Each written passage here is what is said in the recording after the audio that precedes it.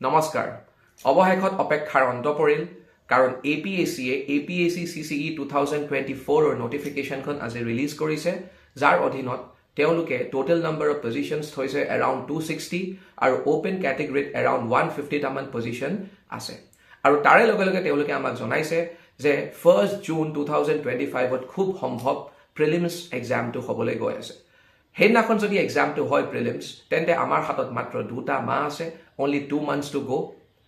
আৰু এই দুটা মাহত আপোনালোকে কি ধৰণৰ প্ৰস্তুতি চলাব বৰ বিশেষ আমি একো কৰিব নোৱাৰো সেই কাৰণে we need to focus on just two things এটা হৈছে ৰিভিজন আনটো হৈছে আমি যিমান পাৰো সিমান মক টেষ্ট দিব লাগে সেই কাৰণে একাডেমি অফ সিভিল সাৰ্ভিসেছে আপোনালোকৰ সুবিধাৰ্থে লৈ আহিছে এটা প্ৰিলিমছ ৰেপিড প্ৰগ্ৰাম PRP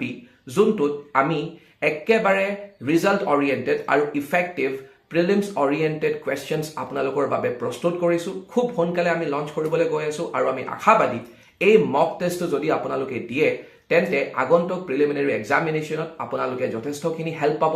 আৰু এই প্ৰগ্ৰামটোৰ বিষয়ে বিতংভাৱে জানিবলৈ বা আমি কেতিয়াৰ পৰা এই প্ৰগ্ৰামটো লঞ্চ কৰিম তাৰ বিষয়ে জানিবলৈ আপোনালোকে একাডেমি অফ সিভিল সাৰ্ভিসেছ যোনখন সমগ্ৰ অসমৰ ভিতৰত এখন অন্যতম সিভিল সাৰ্ভিসেছ কোচিং ইনষ্টিটিউট হয় আমাৰ লগত যোগাযোগ কৰক নহলে আমাৰ সোশ্যাল মিডিয়া পেজেছ বিলাকক ফলো কৰক আৰু ষ্টে আপডেটেড আৰু এই আগন্তুক এক্সামৰ কাৰণে আপোনালোকক মই শুভেচ্ছা জনাইছো অল দ্য বেষ্ট আকৌ এবাৰ